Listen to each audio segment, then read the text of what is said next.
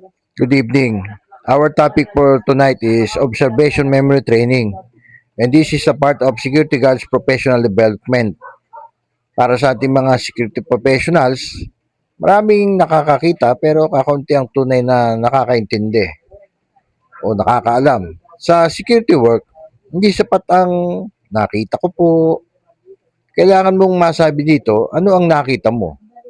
Ilan ang tao, anong suot, o anong oras, anong direksyon. Ito ang mga tinatawag na observation memory training, no? Sa mga nakaraang kong vlog ay naipost ko na to. Why observation memory is critical? Kapag may insidente, ikaw ang unang tatanungin. Ikaw yung unang saksi. Ikaw din ang unang magre-report, no? Kung mahina ang memory natin, hindi natin mare-recall.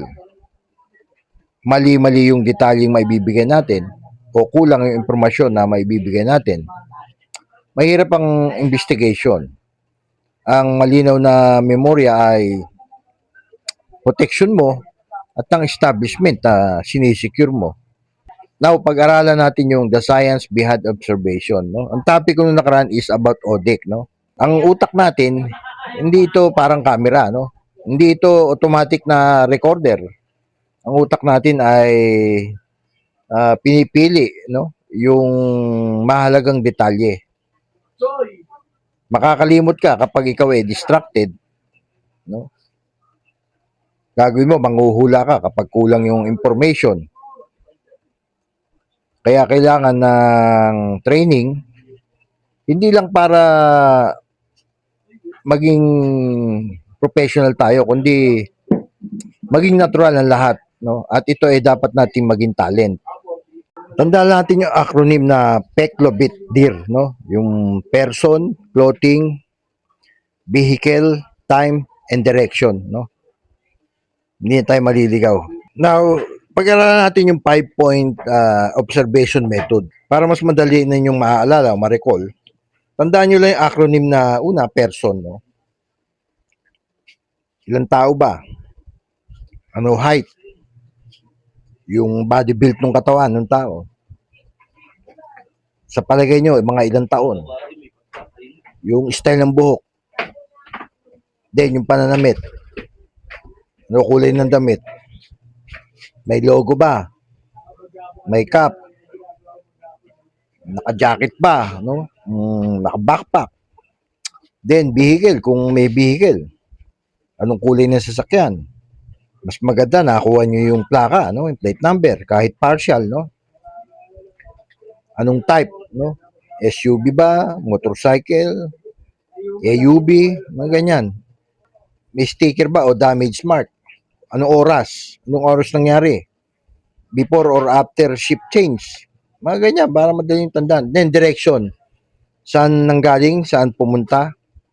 Kapag kumpleto ang ating 5 information nito, malakas ang report mo.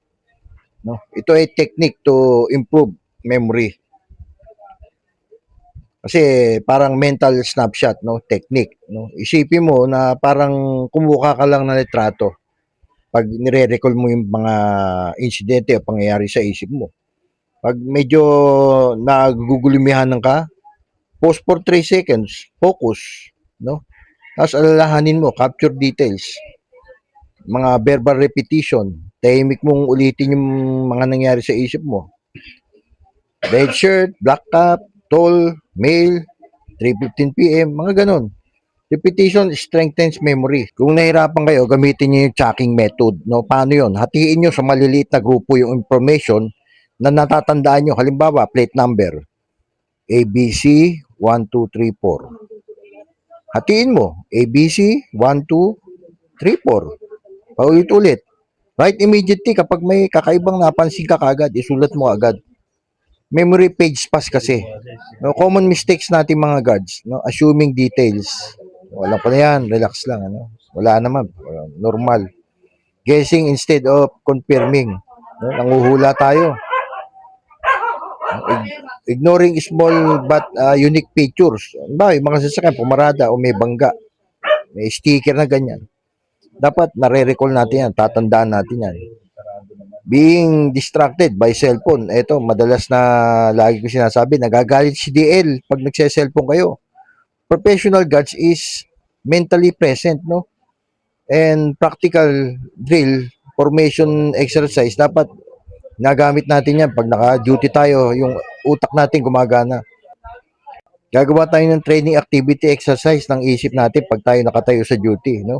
Bawa, titingin tayo sa paligid for 30 seconds, no? Then, sa kabila, isusulat natin yung mga naobserbahan natin. Iko-compare mo ngayon yung sagot, no? Ano yung nakita mo, yung naobserbahan mo, no? Yun ang ganun katindi yung observation skill pag natutunan natin, no? Tandaan niyo, ang ating mga mata ay hindi dekorasyon. Ito ay instrumento ng security. At ang maliit na mga detalye ngayon ay maaaring maging malaking ebidensya bukas o sa mga darating. Sanayin natin ang ating pag-iisip, hasain natin ito, ang ating memorya, ang ating alaala, maging mapanuri tayo. Dahil sa oras ng investigasyon, kapag may nangyari, ano ang malinaw na nakita mo sa iyong memorya at ang masasabi mo ay gagamitin na ebidensya, no? Para ma-resolve yung anumang nangyari. So, sana may natutunan tayo sa munting kalaman, dagdag kalaman. Binahagi natin dito na po sa Doc F. Santos, saying ingat po tayong palagi at mabuhay.